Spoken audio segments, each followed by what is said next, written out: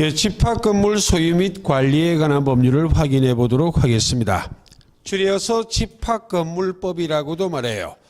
먼저 교재를 보시면 1번은 전유 부분, 2번은 공용 부분이라고 되어 있습니다.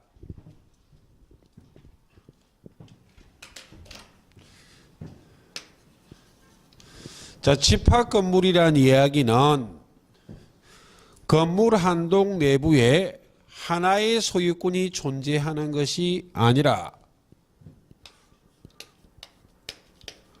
건물 한 동에 소유권이 둘 이상, 소유권이 여러 개 있는 건물을 무엇이라 말한다? 집합건물이요. 대표적인 집합건물이 아파트라든지 주삭 복합 빌딩이라든지 연립주택 등을 말해요. 그럼 건물 한 동 내부에 소유권이 여러 개 존재하기 위해서는 가장 대표적인 건물이 아파트 등입니다. 아파트를 연상해 보면 돼. 이 법률은 대표적인 예가 아파트 등을 연상해 본다면 한 동 건물의 구분된 일부분이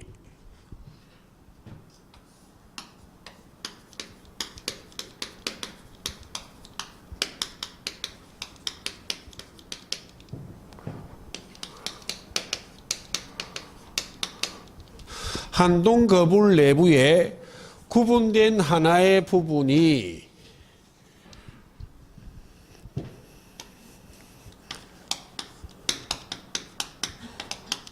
구조상, 이용상,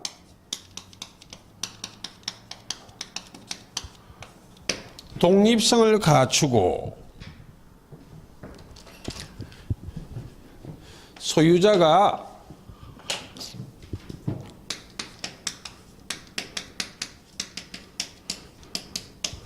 구분 행위를 하게 된다면 이 건물의 구분된 일부분에 소유권이 인정이 돼요.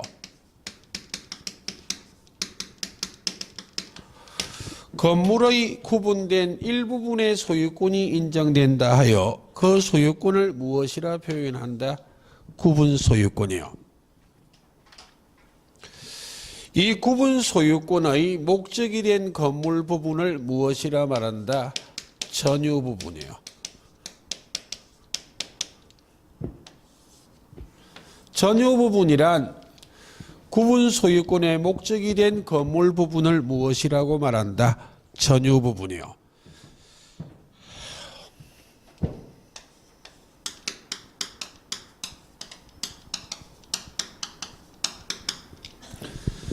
자, 집합 건물에는 전유하는 부분이 있고 공용하는 부분이 있어요. 그럼 가령 이 부분을 갑이 소유하고 있다면 전유 부분은 구분 소유권을 가진 갑만 사용 수익하는 부분이 무엇이고 전유 부분이고, 구분 소유자들의 공용에 제공되는 부분을 무엇이라 말한다? 공용 부분이요. 아파트라면 전유 부분은 101호 102호 현관문을 열고 안으로 쑥 들어가면 그 안은 전유한다, 공용에 제공된다. 전유하잖아요. 갑만 사용 수익하지 다른 자들이 사용 수익할 수 있다 없다. 그 앞부분이 전유가 아니라 공용에 제공되면 얼마나 좋게요. 우리 앞집에는 얼마나 예쁜 사람이 사는데 아침마다 보고 싶어. 문 열고 들어가서 한번 보고 안녕하고 오고 싶어. 들어갔다가는 주거침입죄로 걸려 들어가요. 쓸데없는 소리. 그 부분이 무슨 부분이다? 전유 부분이요. 구분 소유권의 목적이 된 건물 부분이 전유 부분인데 그 부분은 전유 부분은 구분 소유권을 가진 자만 사용 수익하지 다른 자들은 사용 수익할 수 있다 없다? 없어요. 그런데 공용 부분은 아파트라면 복도나 계단이나 엘리베이터실과 같은 것은 전유한다, 공용에 제공된다. 공용에 제공된다고. 그래서 공용 부분은 구분 소유자들의 공용에 제공되는 부분을 무엇이라 말해? 공용 부분이요. 근데 잘못 생각하면 공용이라 해서 널리 만인에게 공용에 제공되는 건 아닙니다. 구분 소유권을 가진 구분 소유자들에게만 공용에 제공되는 부분이 무엇이다? 공용 부분이요. 아파트라면 복도나 계단이나 엘리베이터 실은 구분 소유권을 가진 자들이 공용에 제공되는 부분이기 때문에 그 이외의 자들이 무단 침입하면 무엇이 될 수도 있어? 주거 침입죄가 될 수도 있어요. 근데 오래된 아파트들은 외부인들은 관리실을 통하여 출입하세요 라고 적어도 말 안 들어.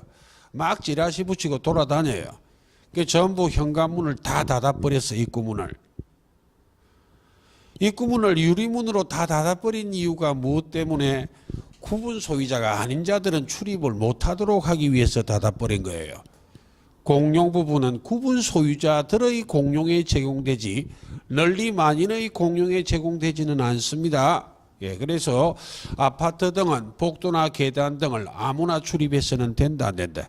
안 된다고. 그 말입니다. 그때 공용 부분이 크게 둘로 나누어져요.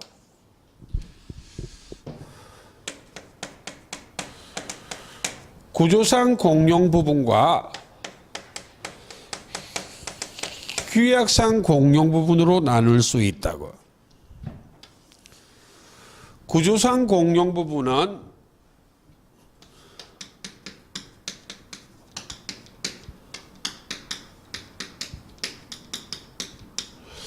성질상 공용 부분, 달리 법정 공용 부분이라고도 말해요. 이 말이 달리 말하면 구조적으로 공용에 제공될 수밖에 없다. 죄송합니다. 구조적으로 공용에 제공될 수밖에 없다. 성질이 공용에 제공될 수밖에 없다. 그러므로 법률 규정으로 공용에 제공하라고 딱 못 박아놓고 있는 부분이다. 구조상 공용 부분, 성질상 공용 부분, 법정 공용 부분이라고도 말해요. 이게 예를 든다면 복도나 계단이나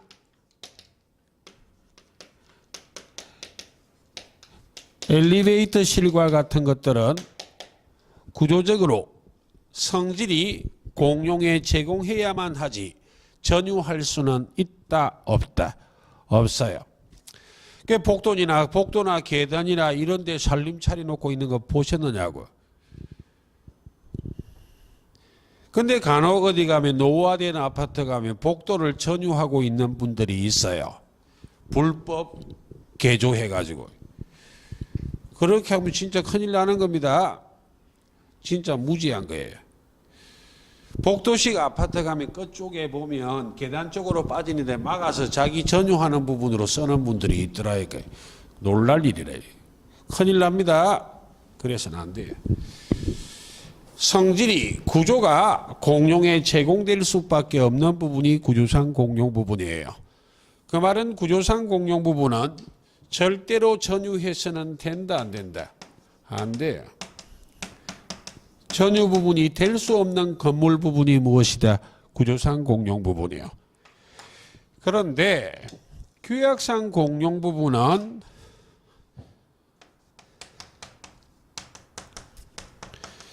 전유 부분이 될 수 있는 건물 부분이에요. 전유 부분이 규약상 공용 부분이란 전유 부분이 될 수 있는 건물 부분인데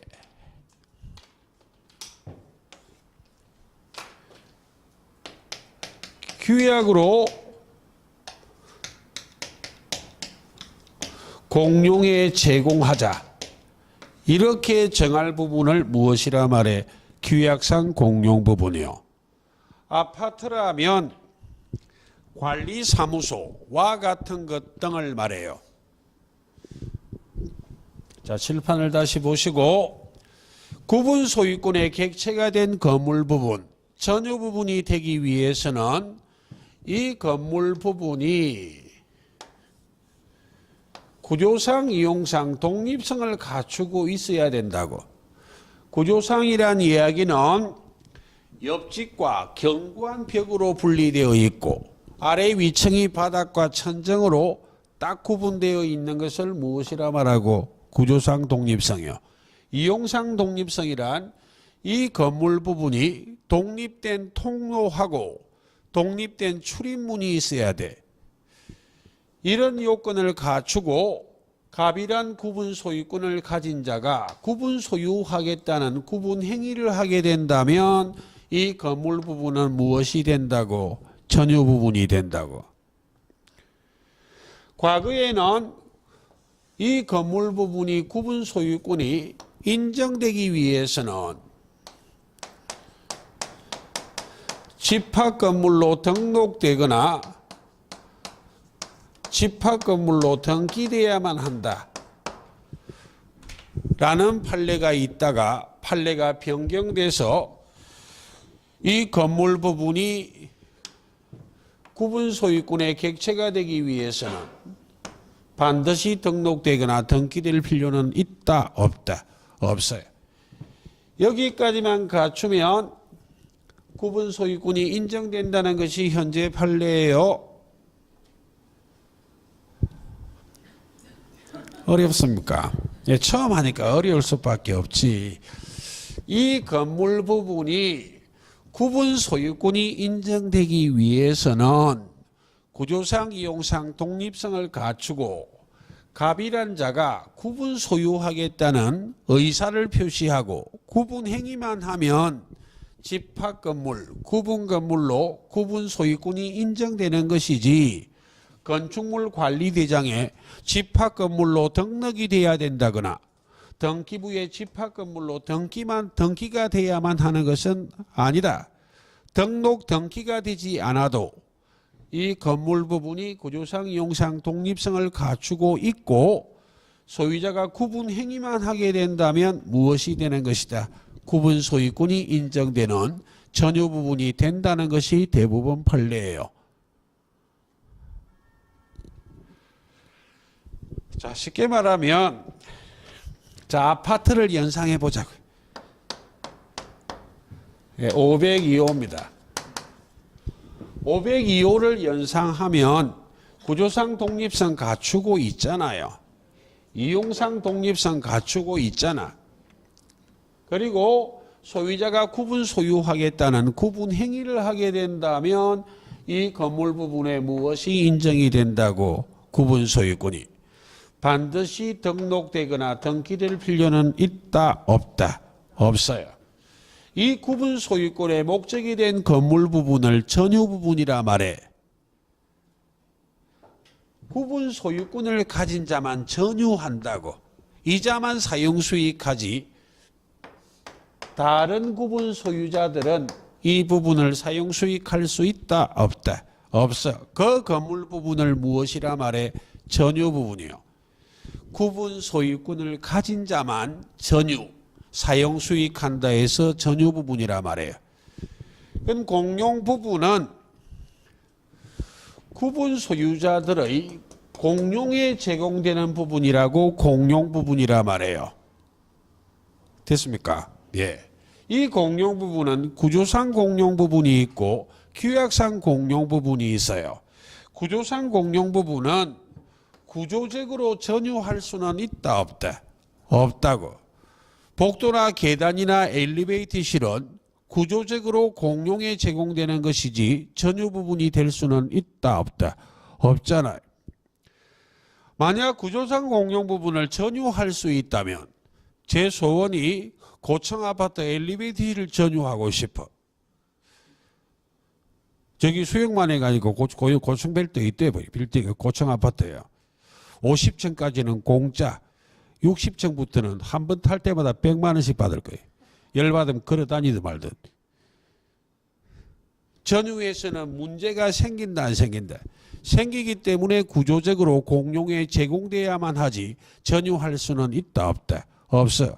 그 부분을 무엇이라 말한다고? 구조상 공용 부분이요. 근데 규약상 공용 부분은 전유 부분이 될 수도 있는 건물 부분이라고.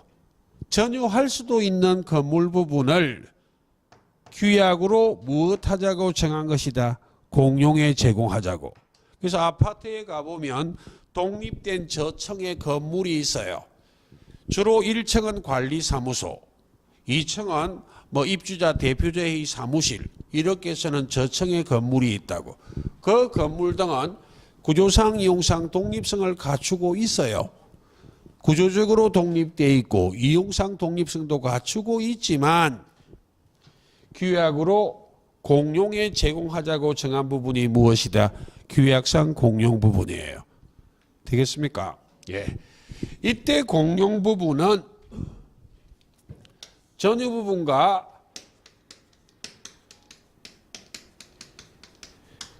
일체로 처분해요. 처분의 일체성. 일체로 처분된다는 말은 분리하여 처분할 수는 있다, 없다? 없어요. 분리하여 처분하지는 못해요. 이걸 절대 분리 금지란 말이에요.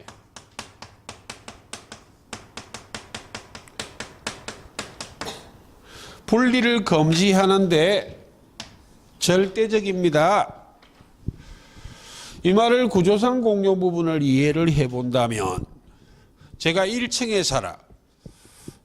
복도나 엘리베이터실을 이용할 데가 없어. 계단이나 엘리베이터실을 이용할 일이 거의 없어. 101동 입구만 들락거린다고.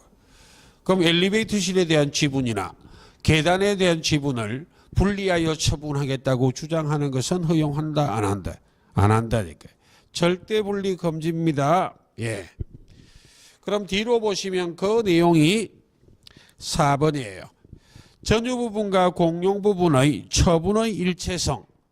공유자는 그가 가지는 전유 부분에 대하여 공용 부분에 대한 지분을 분리하여 처분할 수 있다, 없다? 없어요. 절대 분리 금지예요. 그럼 그것과 비교할 것이 4번하고 아래쪽 대지 사용권의 파란 2번에 양가로 2번이요. 자, 체크 규약에 특별한 정함이 없는 한까지요. 구분 소유자는 그가 가지는 전유 부분과 분리하여 대지 사용권을 처분할 수 없다 하는 그 양가로 2번하고 제일 위에 둘째 줄 파란 4번하고 연결을 해 보십시오.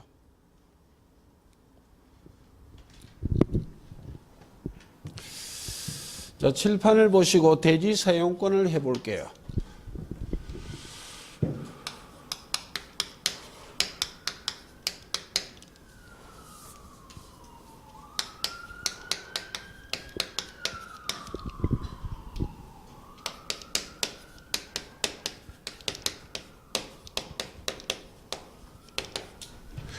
전유 부분을 소유하기 위하여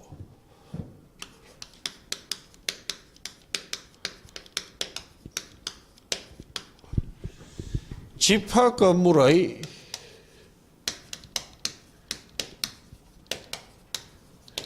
대지에 대하여 가지는 권리,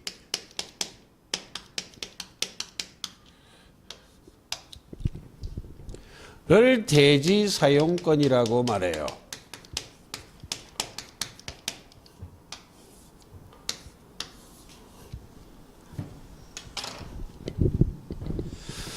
자, 갑이 502호를 소유하기 위해서는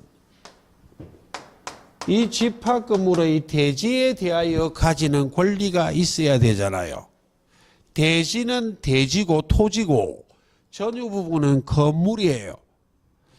전유 부분은 건물이지만 대지는 토지거든. 토지와 건물은 별개의 부동산이잖아요. 그러니까 502호를 소유하기 위해서는 집합 건물의 대지에 대해서 권리가 있어야 된다고. 이 권리를 무엇이라 말한다고? 대지 사용권이요. 그럼 집합 건물 등기부 표제부를 보면 이렇게 돼 있다고. 502호 표제부에는 예를 든다면 이 대지 전체를 10만으로 봤을 때 502호를 소유하기 위해서 1234라고 돼 있어요. 제 마음대로 적었습니다. 수치는. 이런 게 대지 사용권이에요. 그럼 집합 건물의 대지 소유권 하나 전체를 얼마로 봤을 때 10만으로 봤을 때 1234가 무엇이라? 대지 사용권이라. 그럼 제가 전달하고자 하는 바는 대지 사용권은 무엇을 이야기한다? 소유권의 일부다. 일부. 지분이라. 지분. 대지 사용권은 권리의 일부, 지분의 개념이에요. 10만하고 1234는 제 마음대로 적은 거예요. 왜 10만이지 왜 1234지 이런 거 따지지 마시라고. 집합 건물의 대지 전체를 10만으로 봤을 때 전유 부분 502호를 소유하기 위해서 10만 분의 얼마가 무엇이라? 대지 사용권이에요. 그래서 혹시 실무를 해보셨다면 재건축 아파트를 매입할 때에는 무엇이 좋아야 가치가 높다고? 대지 사용권이요. 와, 경치 좋고 뭐하고 이것만 보면 조져요. 대지 사용권이 좋아야만 나중에 재건축했을 때 많이 받을 수 있다고요. 18평짜리를 재건축해도 대지 사용권이 좋으면 2채를 받는 경우도 있어. 50평을 받을 수도 있다고요. 대지 사용권이 안 좋으면 조진다니까요. 쓸데없는 소리입니다. 대지 사용권 그런 자세한 내용을 민법에 묻지는 않고 제가 필요한 것이 대지 사용권의 무엇의 개념이다? 지분의 개념이에요. 대지 사용권은 권리이기 때문에 권리라 해놨네요.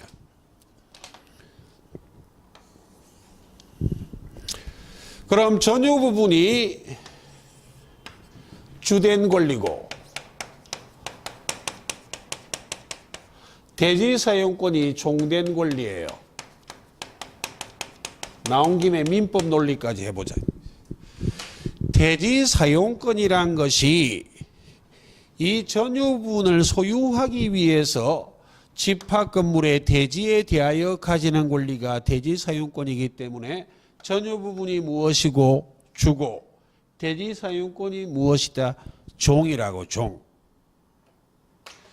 그럼 이런 걸 한번 했었다고요.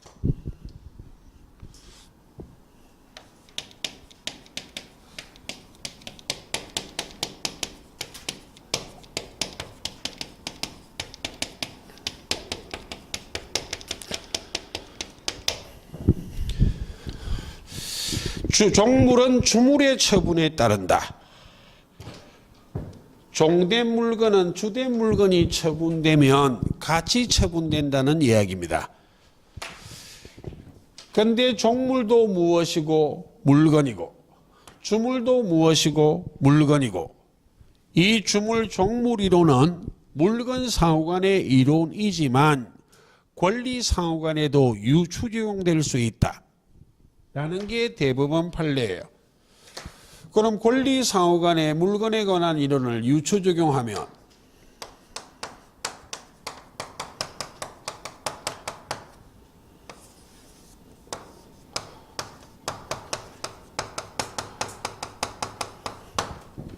물건을 권리로 바꿔버리면 되잖아요.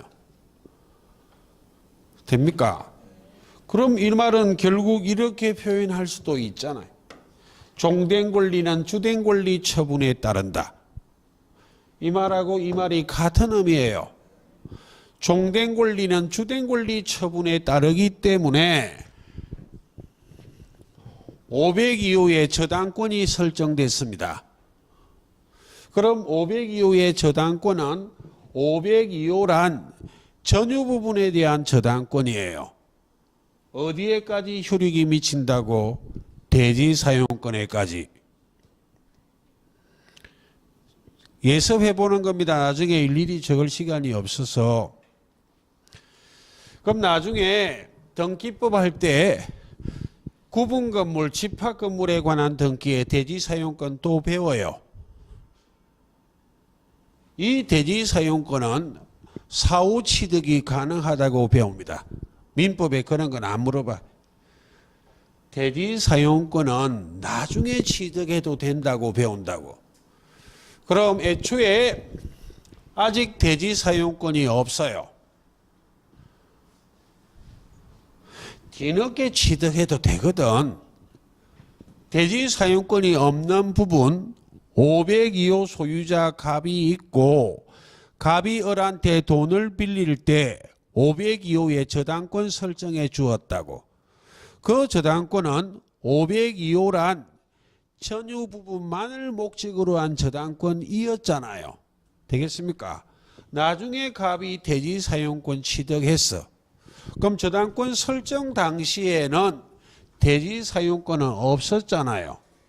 무엇만 있었다고? 전유 부분만. 근데 전유 부분에만 저당권이 설정됐지만 그 저당권의 효력은 어디에까지 효력이 미쳐? 종된 권리요. 차후 경매를 신청하면 502호 전유 부분만을 경매 신청한 것이 아니라 무엇까지 한꺼번에 경매가 된 것이다? 대지 사용권. 저당권 설정 전후를 불문하고 저당권의 효력은 부합물 종물의 효력이 미친다 라는 논리는 종물을 무엇으로 고칠 수도 있어? 권리로. 하기 어려울 따리 하는 용입니다. 나온 김에 지금 예습을 한번 해보는 거예요.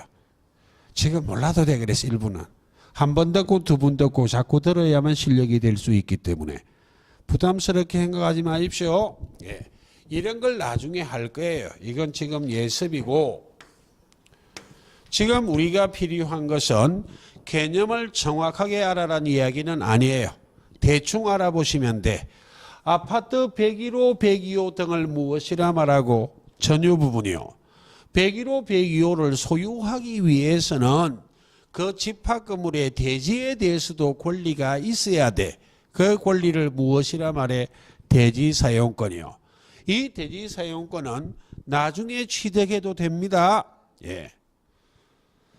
그때 대지 사용권이란 권리가 전유 부분을 소유하기 위해서 집합 건물의 대지에 대해서 인정되는 권리가 대지 사용권이기 때문에 전유 부분이 무엇이고? 주된 권리고, 대지 사용권은 무엇이다?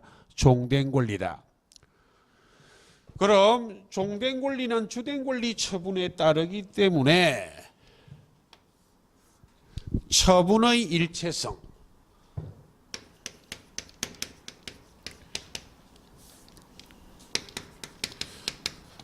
일체로 처분하는 것이지 분리하여 처분할 수는 없어요.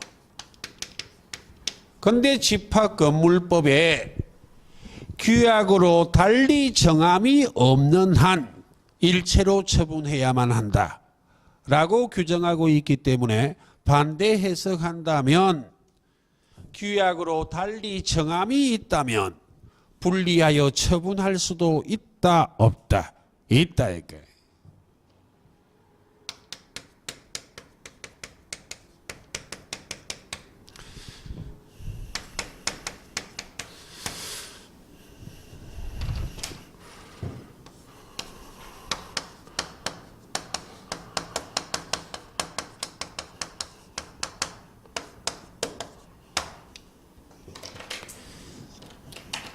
그래서 이렇게 오래전에 물어본 적도 있어. 전유 부분과 공용 부분은 절대로 분리하여 처분하지 못하지만 전유 부분과 대지 사용권은 원칙적으로 분리하여 처분하지 못하지 예외적으로 분리 처분할 수도 있다 없다? 있다고. 절대 분리 금지, 상대 분리 금지 이런 말로 출제한 적이 있었다고.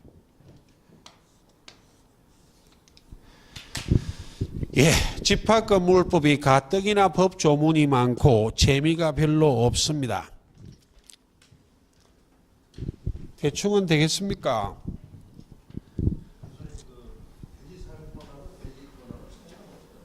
대지 사용권, 대지권은 민법에서는 혼용해서 씁니다. 그런데 나중에 등기법에서는 구별해요. 대지 사용권 중에 특별히 전유 부분하고 분리 처분하지 못한다고 등기가 된 걸 대지권이라 말해요. 그 민법에서는 필요 없어요. 민법에서는 대지권과 대지 사용권이라는 용어를 혼용해 쓴다고. 그런데 등기법에서는 구별해요. 대지 사용권 중에 전유 부분하고 분리해서는 처분해서는 안 된다라는 등기가 된 걸 무엇이라 말해? 대지권이요. 그래서 나중에 등기법 시간에 대지권의 종류는 4가지가 있다 배워요. 소유권 대지권, 지상권, 전세권, 임차권 대지권이 있다고 배워요. 그럼 민법에 아무 의미 없어요. 민법에는 대지 사용권과 대지권이라는 용어를 혼용해서 씁니다. 구별 안 해, 민법에서는. 대법원 판례도 구별 안 해요. 그건 등기법에서는 하시라고요. 예, 그런 이야기입니다. 그 다음, 거기에 244페이지에 5번이요. 간혹 실무에서 생기는 문제입니다. 하나의 사례를 적어놨습니다. 아파트 지하 주차장에 자동차를 주차하였는데 건물에서 녹물이 자동차로 떨어져 자동차가 손해를 입었다. 누구에게 손해를 배상 청구해야만 하는가? 집합 건물의 하자는 만약 칠판에 전유 부분에 하자가 있다면 전유 부분 소유자가 책임져야 돼. 되겠습니까? 공용 부분에 하자가 있다면 집합 건물 소유자들이 공용하는 부분에서 하자가 있다면 이자들이 전부 손해배상해야 돼요. 그럼 녹물이 어디에서 떨어졌는지를 입증하기가 쉽습니까? 어렵습니까? 절대로 대답 안 하실란다. 안 물어봐야 되겠네. 모르잖아요. 만약 어디에서 녹물이 원인이 돼서 떨어졌는지를 밝혀야 되면 포기해야지. 전유 부분에 하자가 있다. 공용 부분에 하자가 있다. 공용 부분에요. 공용 부분에 하자가 있다고 추정한다는 것이 바로 그 내용입니다. 그래서 거기에 둘째 줄 마지막 전유 부분이 아니라 체크 공용 부분이요. 에 존재하는 것으로 체크 추정한다 라고 규정하고 있어요. 집합 건물의 하자는 공용 부분에 하자가 있다고 추정하는 것이기 때문에 집합 건물의 소유자들이 손해배상해야 되기 때문에 몇 호를 띵동할 필요 있다 없다? 없어. 어디 가면 돼? 관리사무소 가면 돼. 너가 아파트 때문에 내 차가 지금 이 모양 이 꼬라지 됐다. 손해배상하라 하고 요구하면 돼요. 구분 소유자들이 손해배상해야 돼. 그 말입니다. 예. 그렇게 이해를 하시면 될 것. 집합 건물의 하자는 어떤 부분에 하자가 있다고 추정하는 것이다. 공용 부분이요. 그 다음에 큰 6번이요. 만약 갑이 502호를 팔았어요. 갑이 을한테 502호를 팔았다고. 그럼 갑이 매도인, 을이 매수인. 특별성계인의 가장 대표적인 예가 무엇이다?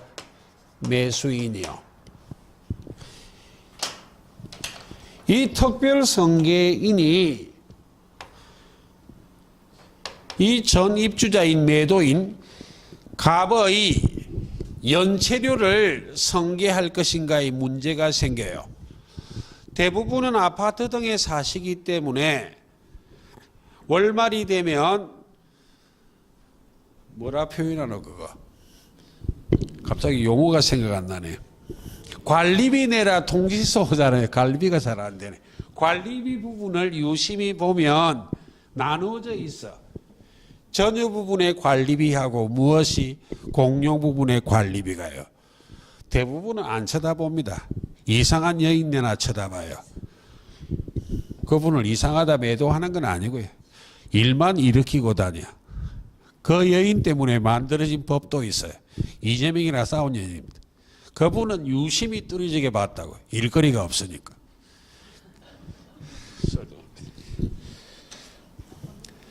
전유 부분의 관리비를 체납했을 수도 있고 공용 부분의 관리비를 체납했을 수도 있어. 주로 둘 다 연체한 거예요. 관리비 고지서에는 나누어져 있지만 한꺼번에 납부하잖아요. 그래서 갑이 관리비를 연체하고 팔아먹고 날아가 버렸어. 그 특별승계인 을이란 매수인이 그 체납 관리비를 승계할 것인지 하는 문제가 생겨요. 전유 부분은 승계 안 합니다. 무엇만 승계한다고? 공용 부분이요. 공용 부분의 관리비를 승계하지 체납 관리비요. 전유 부분의 체납 관리비는 승계한다 안 한다? 안 해요. 공용 부분의 체납 관리비를 특별 승계인이 승계한다 할지라도 연체료는 손해배상의 내용이기 때문에 공용 부분의 체납 관리비에 연체료는 승계하지 않습니다. 그걸 그 박스에 정리해 놓고 있는 내용이 그 말이에요. 되겠습니까?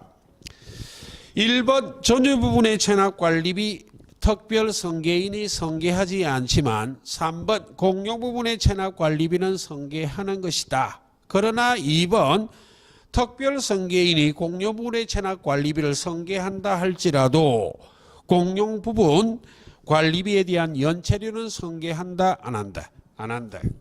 그 말이에요. 그렇게 정리하시고 오른쪽 페이지요. 구분 소유자의 권리 의무라고 되어 있습니다. 그 중에 1번은 여러 개가 있어요. 한 개만 적어놨다고.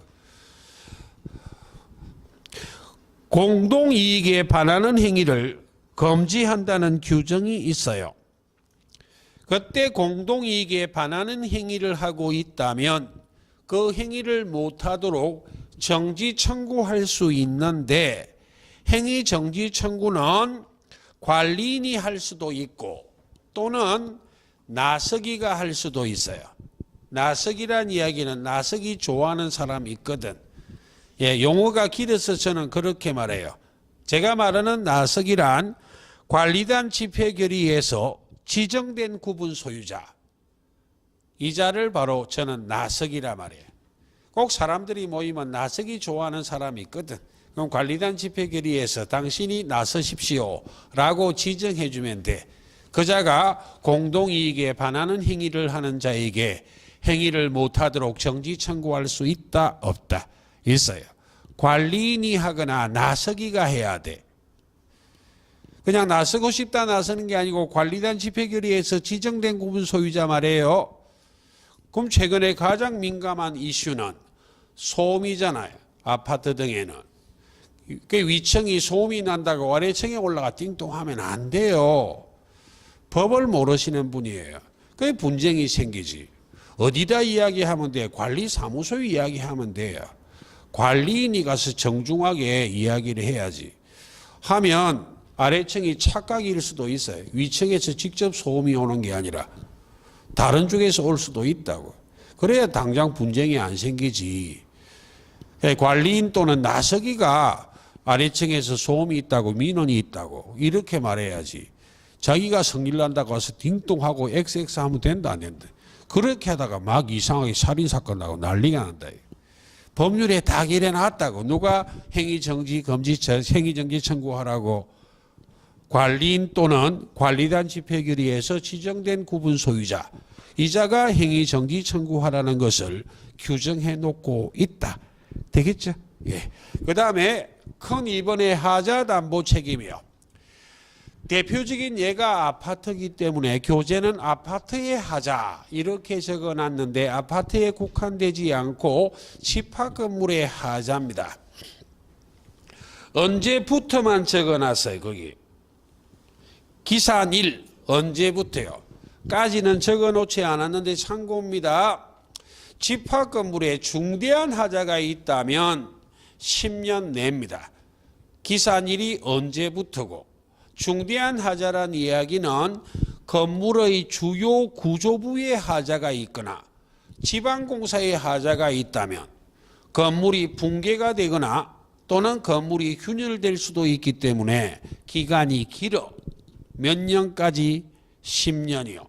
그 이외의 경우는 대통령령이 정하는 바에 따라 5년의 범위 내라고 돼 있어요.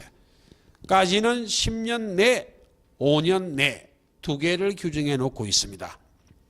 근데 부터는 언제부터를 교재는 크게 세 가지를 적어 놓고 있네요. 거기에 구분의 동그라미 1번이요. 전유 부분에 하자가 있다면 언제부터 즉 하자 담보 책임을 물을 수 있을 것인가? 최초에 입주하여 전유 부분을 인도받은 날로부터 기산합니다. 뭐 건물의 완성일 이런 것부터 기산 안 해요. 아파트라면 입주하는 날이 다 다를 수도 있잖아요.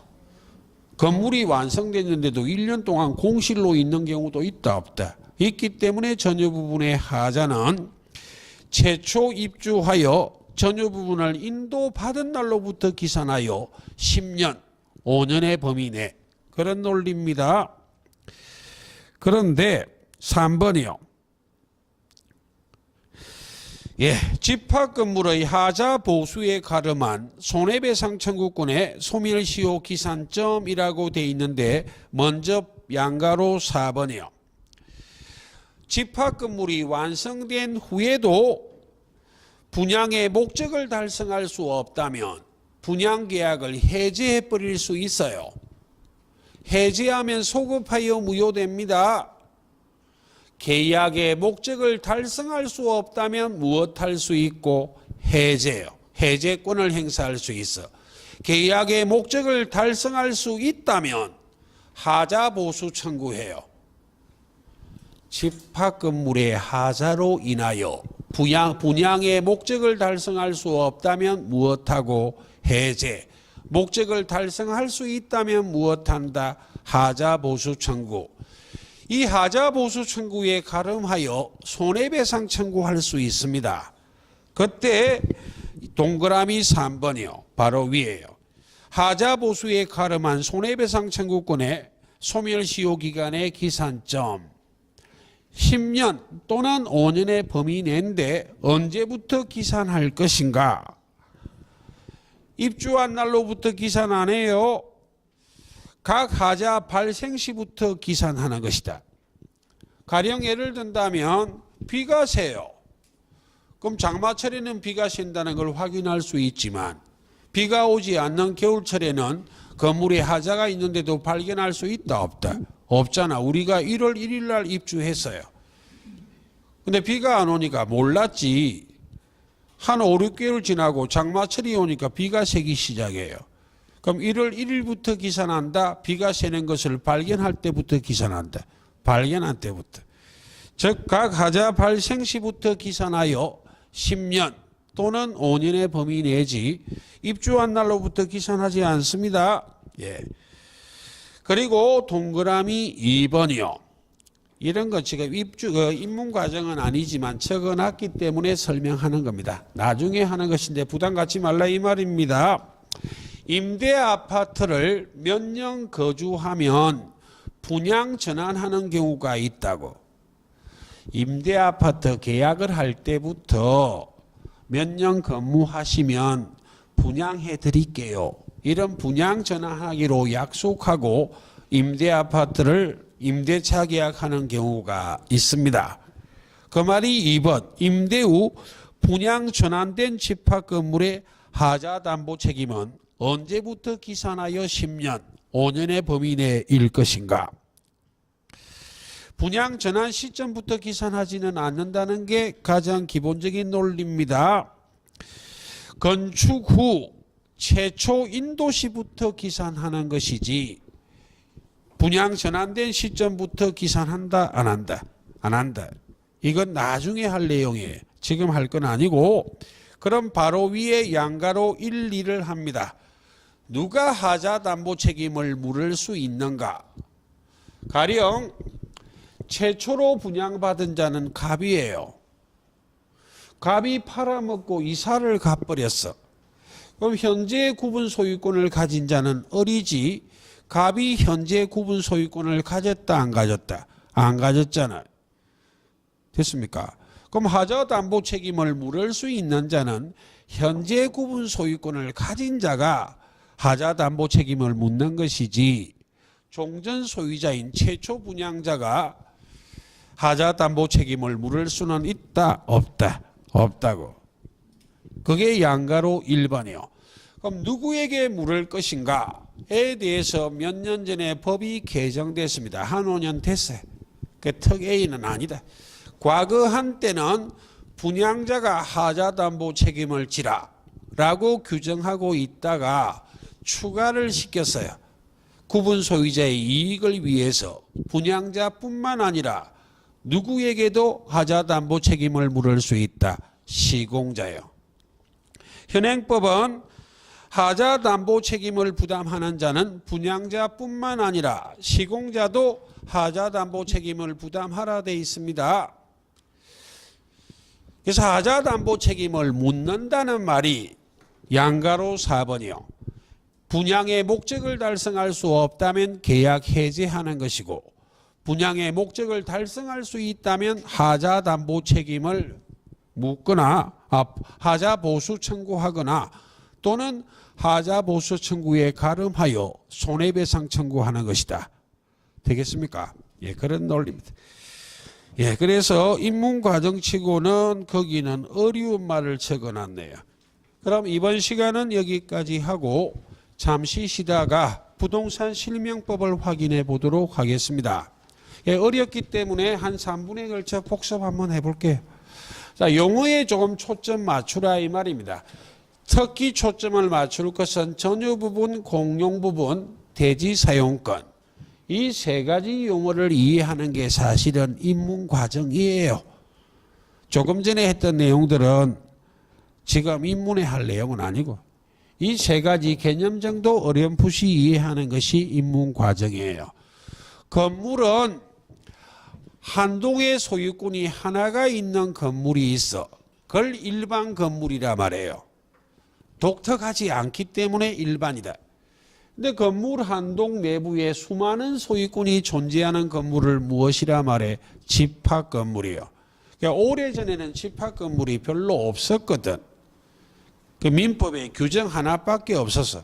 그러니까 사회가 발전하고 집합 건물이 우후죽순처럼 늘어나기 시작해. 그러니까 민법 규정만 갖고는 집합 건물을 제대로 규제할 수 없기 때문에 특별법을 만든 거예요. 집합 건물이 막 늘어나기 때문에. 집합건물법이 만들어졌다고. 이게 특별법이기 때문에 집합건물에 관련된 규정은 집합건물법을 우선하여 적용합니다. 거기에 전유부분하고 공용부분이 있어. 전유부분은 용어 그대로 구분 소유권을 가진 자만 전유해. 그 자만 사용수익한다고. 다른 자들은 사용수익할 수 있다 없다? 없어. 아파트라면 현관문 안쪽이라. 되겠습니까? 예. 그러니까 우편물 등을 배달할 때도 함부로 현관문 넘어서면 안 돼. 띵동 하고 문 딱 열면 이야기만 하고 내주고 가야 돼. 쑥 들어오면 된다 안 된다? 안 돼. 굳이 따지면 법리상 형법상 주거 침입죄래. 주거의 안정을 해치면 안 돼. 아무도 소유자의 허락 없이는. 들어오세요 해야 들어오지. 그 말입니다. 예. 통반장이 겁도 없이 들어오는 사람들은 그 무식한 사람이에요. 법을 모르는 사람이에요. 그게 전유 부분이고 구분 소유자들의 공용에 제공되는 부분이 무엇이다? 공용 부분이다.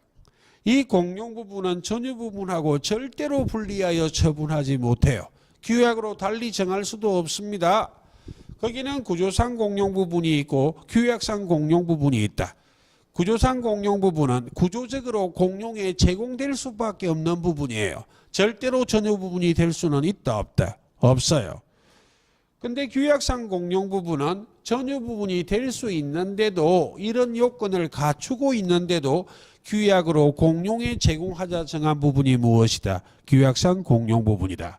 어찌됐든 전유 부분과 공용 부분은 일체로 처분해야만 하지 절대로 분리하여 처분하지 못해요. 그때 전유 부분에 인정되는 소유권을 구분 소유권이라 말하는데 구분 소유권이 인정되기 위해서 현재 판례는 구조상 이용상 독립성을 갖추고 소유자의 구분 행위만 있다면 건물이 완성되면 구분 소유권이 인정되는 것이지 반드시 집합건물 관리대장에 등록이 됐거나 집합건물 등기부에 등기가 돼야만 구분 소유권이 인정되는 것은 아니다. 구분 소유권이 인정되기 위해서 등록이나 등기는 필요 있다 없다. 없다는 게 대부분 판례예요. 그래서 구조상 이용상 독립성을 갖추고 있다 해서 모두 집합건물이라 보지는 않습니다. 여러분처럼 재력가들이 도심지에 길목 좋은데 빌딩을 지으면 백발백중 구조상 이용상 독립성 갖추고 있어요. 그럼 재력이 있다면 구분행위 한다 안 한다? 안 하지. 황금알을 낳는 거위를 말라 구분행위 하느냐고요. 서울의 졸부들의 9할 이상은 전부 이런 자들이에요. 임대한다고 임대 길목 좋은데 몇십 층짜리 빌딩을 들고 임차인은 들어와서 망할지언정 건물주는 절대로 망한다 안 망한다? 안 망해요. 월세를 보따리로 싼다니까 부대로. 과장되게 말하면 공실이 없어야 돼. 길목이 좋아야 된다니까. 공실이 많은 건물 끌어안고 있다가 두 통으로 돌아가시지 완전히. 공실이 없는 그런 건물 부분은 황금알을 낳는 거예요. 까불다 쫄딱 망하면 무엇하게 된다고? 구분행위 한다고. 통째로 팔면 잘 안 팔리면. 됐습니까? 구분 소유하겠다는 의사를 갖고 구분행위 해버려. 그리고 1층 따로 2층 따로 분양해버린다. 나중에 재기하면 또 하나씩 사들인 다음 일반 건물로 등기해버릴 수도 있다 없다? 있어. 그 말이 집합 건물이 되기 위해서는 반드시 구조상 이용상 독립성은 갖추어야 되고 무엇까지 있어야 돼? 구분행위요. 구분행위 하지 않는다면 그 건물은 무슨 건물이 돼? 일반 건물이요. 되겠습니까?